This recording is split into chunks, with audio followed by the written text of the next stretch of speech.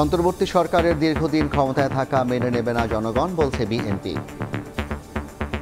সংবিধান পরিবর্তন হবে কিনা সিদ্ধান্ত নেবে পার্লামেন্ট। এই সরকার যাদেরকে দায়িত্ব দিয়েছে তাদের মধ্যেই অনেকে যখন বলেন যে নতুন দল তৈরি করতে হবে, তখন বিস্মিত না হয়ে পড়া যায় না। 80% লোক চায় যে যতদিন খুশি এই সরকার থাকবে। এটা আমি জানি না তারা এই কথাগুলো থেকে পেলো, কিভাবে পেলো, কিন্তু জনগণ এটা কোনোদিনই মেনে নেবে না।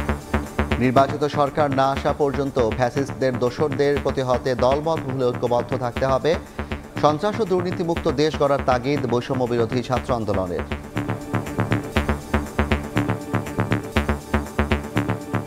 আমরা যেই রাজনৈতিক আদর্শেরই হই না কেন, আমরা যদি আজকে নিজেরা নিজেদের মুখোমুখি দাঁড়িয়ে যাই, ওই ফ্যাসিস্টের দোসররা সকলকে নিয়ে আমাদের উপরে পাল্টা আরেকটি হামলা করবে।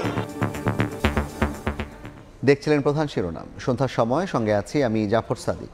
এবার অন্যান্য শীর্ষ সংবাদ। হত্যা মামলায় কারাগারে আসাদুজ্জামান নূর ও মাহবুব আলী। ময়মনসিংহে আটক সাংবাদিক শ্যামল দত্ত ও মোজাম্মেল বাবুকে আনা হচ্ছে ঢাকায়। সাবেক এমপি এনামুল হক গ্রেপ্তার। বিশেষ আইনে বিদ্যুৎ ও জ্বালানি খাতে অরাজকতার অভিযোগ। পর্যালোচনায় জাতীয় কমিটির বৈঠক।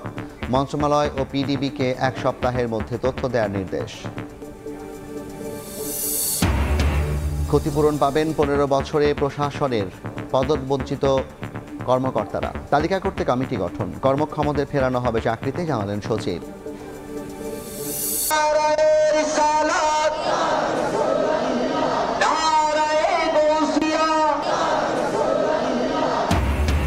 মানবতার মুক্তির দিশারি মহানবীকে স্মরণে যশোরে জুলুস। বর্ণাঢ্য আয়োজনে মুসল্লির ঢল।